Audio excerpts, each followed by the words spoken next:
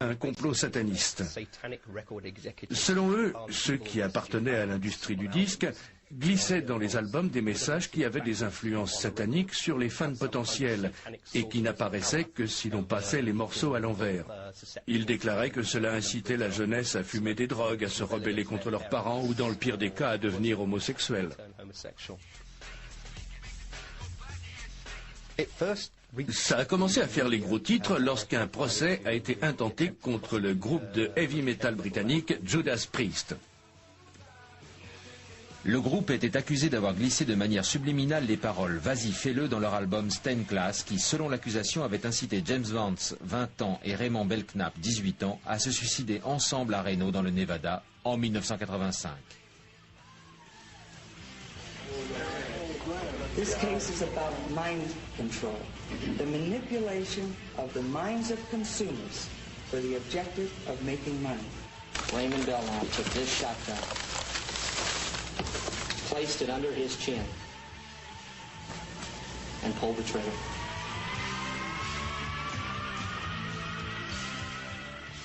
Ils ne disent rien. Vas-y, fais quoi? Tes devoirs? J'en sais rien.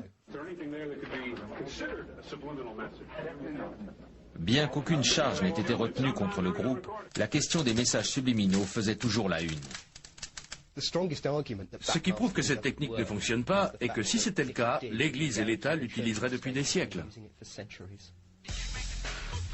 The Parents Music Resource Center, le PMRC, persévérait et au plus fort du débat, il brandit une des armes les plus redoutables contre les paroles sataniques, l'autocollant.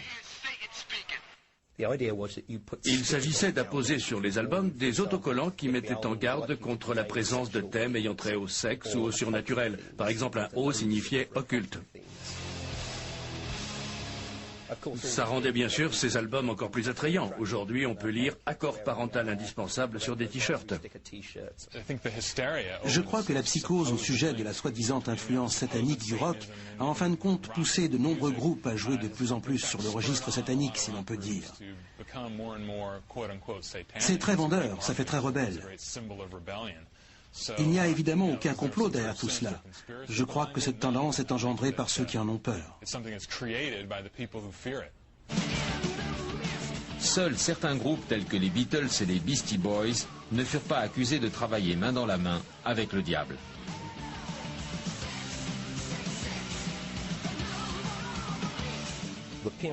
Le PMRC affirmait que ACDC signifiait Antichrist Devil's Children, soit les enfants de l'Antéchrist. Si vous aviez dit ça aux membres du groupe, ils auraient éclaté de rire. J'ai examiné les paroles et j'en ai conclu que seules des personnes vénérant profondément le diable étaient capables d'écrire ce genre de choses. Il déclarait que Kiss signifiait Knights in Service to Satan, les chevaliers de Satan. Et que serait le satanisme sans Ozzy? Ozzy n'est pas un sataniste, c'est un homme de scène. C'est ce que les gens ne comprennent pas. La rumeur la plus répandue veut qu'il ait mordu la tête d'une chauve-souris et en ait retiré des pouvoirs magiques, mais surtout qu'il souffrirait depuis d'accès de rage. Observez un peu leurs albums. Quelqu'un y a inséré ces symboles, ces images révoltantes. Quelqu'un leur a soufflé ces mots. La bête noire de tout bon parent américain, Marilyn Manson.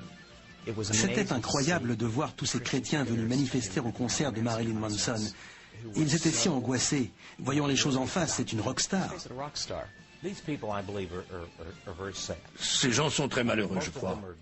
Ils ont perdu toutes leurs illusions.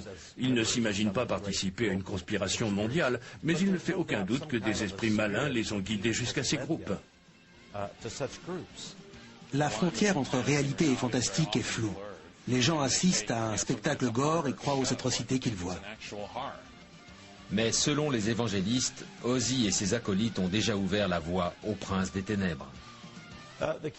Les jeunes ne s'intéressent pas aux produits traditionnels. Ils en veulent toujours plus. Ils ont été désensibilisés par la musique, la télévision et la culture populaire. Ils ont été pervertis par les dépravations les plus abjectes et les plus sordides. Littéralement, tout cela met les gens dans un tel état d'esprit que l'Antéchrist sera accueilli à bras ouverts. Il a une solide assise parmi la jeunesse. Toute une infrastructure a été mise en place pour l'entrée en scène de l'Antéchrist, le mal suprême.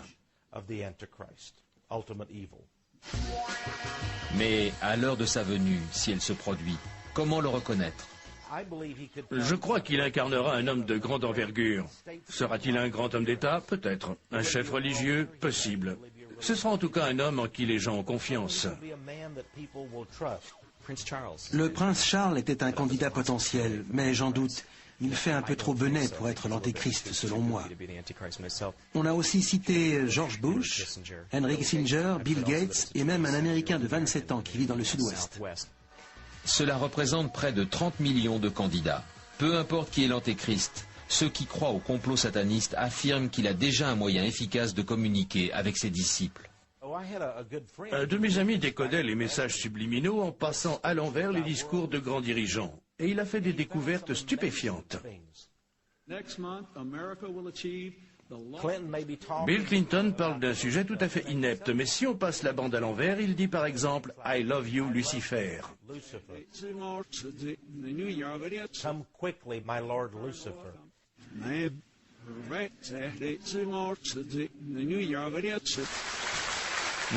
Pas très convaincant. Et je ne serais pas surpris que le Premier ministre Tony Blair fasse partie de tout cela. Il y aurait donc du vrai dans la campagne de diabolisation dont il a souffert. Mais même l'écrivain J.K. Rowling est accusé. Je suis persuadé que J.K. Rowling pratique les sciences occultes. Elle vient nous présenter sa sorcellerie. Elle essaie de faire de la magie blanche en quelque sorte, mais c'est pernicieux, c'est tout sauf une bonne chose. Hélas, toutes les bonnes choses ont une fin, y compris le monde. Et le retour de l'Antéchrist a sans cesse engendré des bataillons de prophètes toujours prêts à annoncer la venue imminente de l'Apocalypse. Je n'ose même pas imaginer le nombre de prophètes chrétiens que compte actuellement la société américaine. C'est très en vogue de prêcher contre la venue de l'Antéchrist et de mettre en garde contre la fin du monde qui approche à grands pas. Il existe depuis toujours des communautés qui, en se basant sur la Bible ou d'autres textes sacrés, croient que la fin du monde est proche ou qu'une société secrète quelconque veut provoquer la fin du monde et de la civilisation pour servir ses intérêts funestes. Il est clair que les visions apocalyptiques et les théories du complot sont intimement liées. Si le livre de l'Apocalypse dit vrai, la fin du monde sera un événement plutôt monumental. Viendront les 4 cavaliers de l'Apocalypse. Ils seront plus effrayants les uns que les autres. Le cavalier blanc est le plus terrifiant car il sème la mort.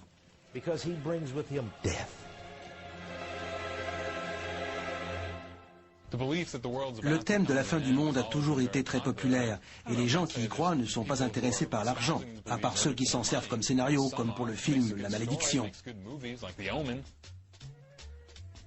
Mais peut-être que ce n'est pas tant la fin du monde qui est à craindre, mais plutôt les théories du complot qui suscitent la peur et la suspicion au sein de la société, ainsi que ceux qui les échafaudent pour justifier leur existence. Il y a toujours eu des périodes où des événements inexpliqués créaient une certaine angoisse au sein de la société. Et c'est là qu'ont été imaginées les théories du complot pour pouvoir expliquer les raisons de ces maux. Parfois, il est arrivé que ce genre de thèse soit dirigé contre certaines communautés. Les juifs, les noirs, les catholiques, les satanistes et même les chrétiens. C'est quelque chose qui peut devenir très dangereux. Peu importe qu'on remette en doute ou pas les théories du complot, une fois ancrées dans le système de pensée d'une personne ou dans l'histoire d'un culte, il y a toujours un moyen de les rationaliser. Il suffit d'en repousser les frontières. Bien loin de calmer les esprits, les évangélistes et les satanistes jettent sans cesse de l'huile sur le feu car ils y trouvent leur compte. Sans ennemis à combattre, il n'aurait plus de raison d'être.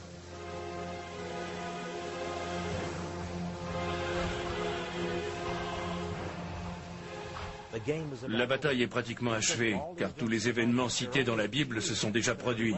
Mais ce qui reste à venir est si tragique que j'ai presque les larmes aux yeux uniquement en songeant à l'ampleur des atrocités qui vont survenir.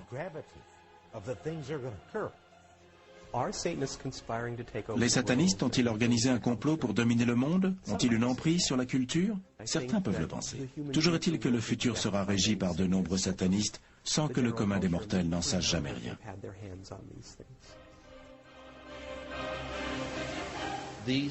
Ces gens ont des objectifs précis de nature satanique. Ils sont à l'origine de guerres, c'est certain. Et leur but est d'amener la paix. Mais une paix synonyme de mort. En effet, chacun de nous sera forcé de céder tout ce qu'il possède à cet empire du mal, à cette oligarchie maléfique, à jamais.